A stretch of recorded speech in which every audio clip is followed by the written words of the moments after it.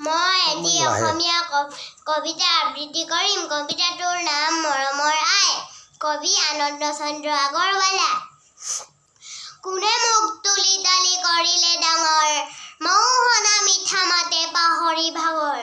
কৰিছিল স্নেহ মোক দুগালত চুমা খাই, তাৰে মোৰ পূজনীয়া মৰমৰ আই। চেনেহৰ চকু পানী ধাৰেৰে বুৱাই, কোনে মোক ৰাখিছিল বুকুত থুৱাই। টোপনিত লাল কাল মুখনি চাই, তাৰে মোৰ পূজনীয়া মৰমৰ আই।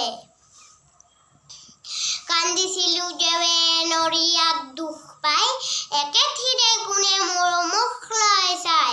মৰো বুলি কান্দিছিল কাহিৰ